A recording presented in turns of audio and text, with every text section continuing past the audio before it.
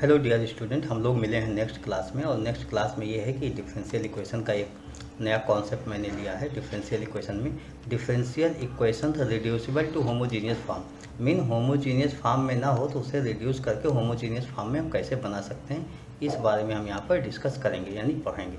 तो आइए हम लोग देखते हैं कि इसको कैसे हम लोग सॉल्व करते हैं। देखिए, सबसे पहले होमोजीनियस फॉर्म क्या होता है इसको आपको एक बार फिर से रिमाइंड करा दें कि dy by d x this equal to दो फंक्शंस में होता था इस तरीके से। ये वो है f1 f2 की सेम पावर होती थी, आप कहते थे होमोजीनियस इक्वेशन है। अब जो मिलेगा आपके पास वो dy बाई डी एक्स इस तरीके से कुछ होगा। dy by d x equal to a1x plus b1y plus c1 whole divide by a2x plus b2y plus c2, ऐसा कुछ मिलेगा आपको। इसमें भी आपके पास ये है होया a1 upon a2 equal to not b1 upon b2, ये नहीं होगा। तो आप क्या करोगे, ऐसे क्वेश्चन को कैसे सॉल्व करोगे? इसके लिए आप क्या करोगे कि x को रिप्लेस कर दोगे x प्लस h से और y को रिप्लेस कर दोगे y प्लस k से। अगर इस तरीके से आप पुट कर रहे हो तो देखिए आपके पास क्या आएगा। हम लिखते हैं कि dy by d x equal to a1 x की value x plus h plus b1 y की value y plus k plus c1 whole divided by a2x plus h plus b2 y plus k plus c2, ये हो गया। अब इसको आप अगर solve करते हो तो ये हो जाएगा a1x plus b1y plus a1h plus b1k plus c1 whole divided by a2x plus b2y plus a2h plus b2k plus c2।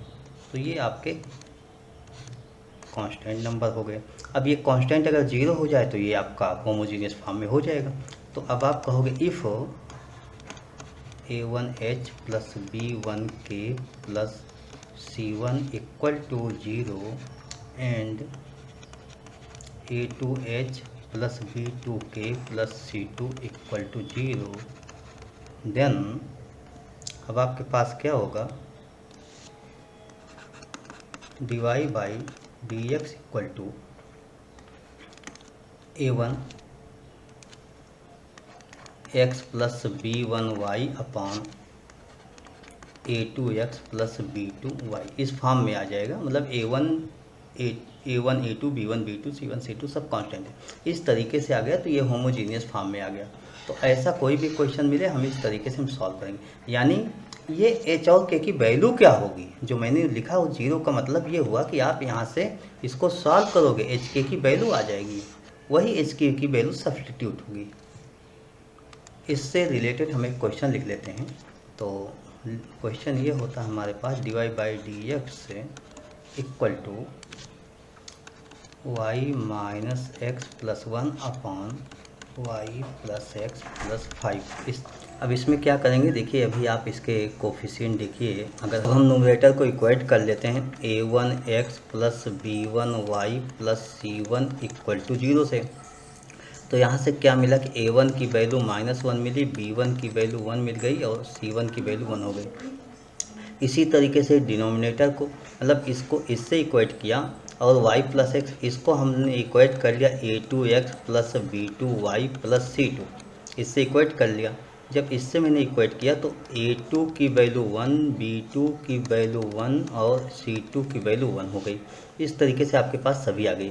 तो आपने क्या देखा कि a1 अपॉन a2 ये -1 अपॉन 1 मतलब -1 है, और b1 अपॉन b2 आपने देखा 1 अपॉन 1। तो यहाँ से आपको ये मिला कि a1 upon a2 equal to not b1 upon b2, ये इक्वल नहीं है। और जब इक्वल नहीं है तो ऐसी केस के लिए ही मैंने आपको बताया था।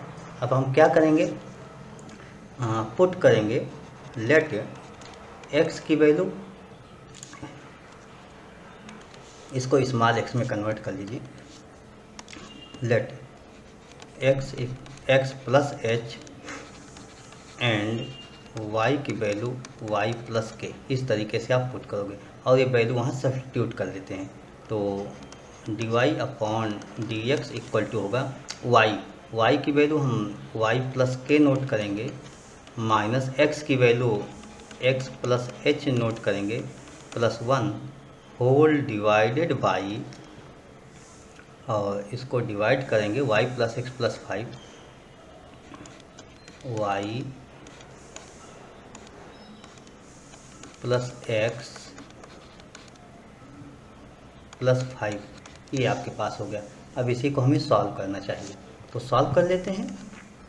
देखिए y minus x plus k minus H plus 1, this whole divide by आपके पास होगा y plus x plus k plus H plus 5। आपको क्या बताया गया कि ये कांस्टेंट टर्म इक्वल टू 0 आप पुट करो, तो मैं लिखूँगा K minus H plus 1 equal to 0 and K plus H plus 5 equal to, अगर ये 0 हो जाए तो हम कहेंगे हाँ इट्स होमोजीनियस डिफरेंशियल इक्वेशन। तो इसको जब करेंगे तो इसको हम फर्स्ट इसको सेकंड नोट कर लेते हैं, दोनों ऐड कर लेते हैं। ऐड करते ही आपको क्या मिलेगा 2k प्लस 6 इक्वल टू 0, यहाँ से आपको k इक्वल टू -3 मिल गया और k की वैल्यू में -3 इसमें पुट कर लिया, तो h इक्वल टू 5 - 3 2 हो जाएगा, -2 हो गया। अब आपके पास h और k की वैल्यू अपॉन डी एक्स, ये जो वैल्यू होगी आपके पास y minus x upon y plus x हो जाएगी। क्यों हो जाएगी, अब आप इसको समझिए कि ऐसी वैल्यू क्यों हो जाएगी। देखिए ये वैल्यू तो आपने 0 बोल दिया, ये भी वैल्यू 0 बोल, ये तो 0 हो गई, तो रिमेनिंग बचा क्या, d y upon d x equal to y minus x upon y plus x, यही तो आपके पास बचा हुआ है। तो यही बचा हुआ है, इसी को मैं लिखता हूँ और इसको नोट कर लिया हूँ। अब इसी स्टेप को आपको सॉल्व करना चाहिए। कैसे सॉल्व करोगे, तो आप कहोगे put y equal to v x, ये जब पुट करोगे तो d y upon d x equal to v plus x d v upon d x, ऐसा हो जाएगा। तो हम सब वैल्यू पुट कर लेते हैं, v plus x d v upon d x equal to v x minus x upon v x plus x, ऐसा हो गया।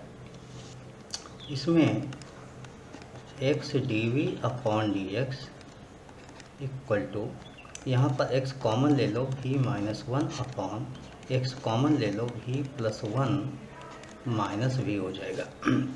यहाँ पर क्या देखते हो कि x से x कैंसिल आउट हो जाएगा, ये कैंसिल आउट हो जाएगा, x d v upon d x equal to v minus 1 upon v plus 1 minus we.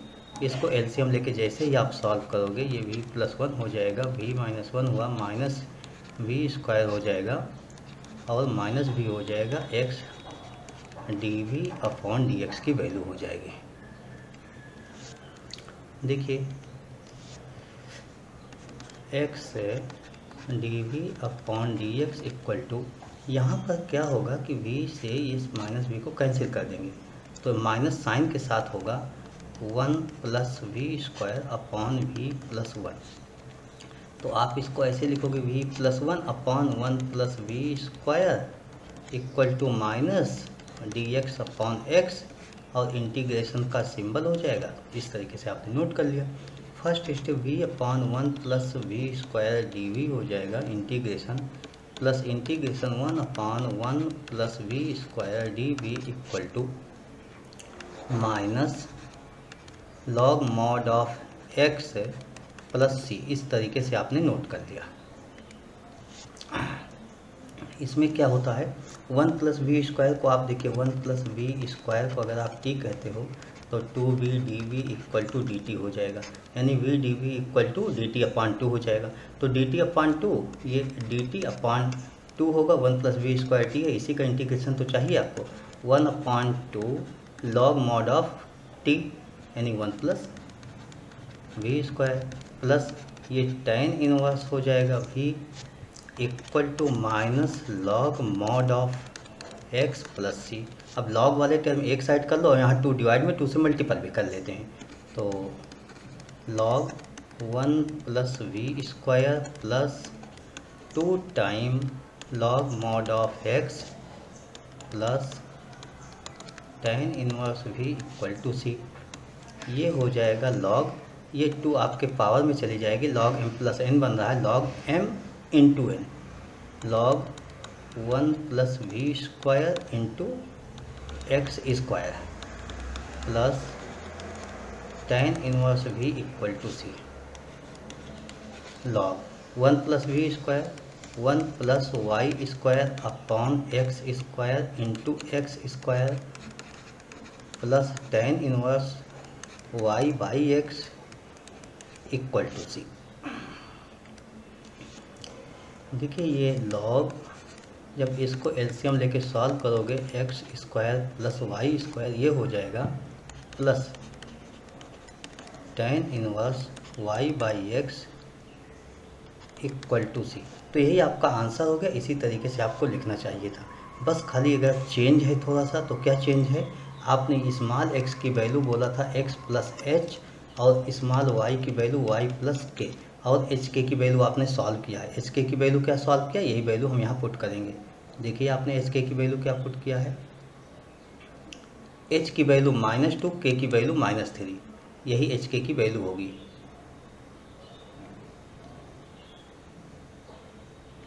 H की वैल्यू -2 और के की वैल्यू -3, ये तो यहाँ से कैपिटल एक्स कैपिटल वाई की वैल्यू आपके पास आ गई। कैपिटल एक्स की जो वैल्यू होगी वो स्मॉल एक्स प्लस 2 होगी और कैपिटल वाई की जो वैल्यू होगी स्मॉल वाई प्लस 3 होगी। यानी ये वैल्यूज हमें पुट करना चाहिए। तो यहाँ पर हम ये वैल्यूज पुट कर लेते हैं।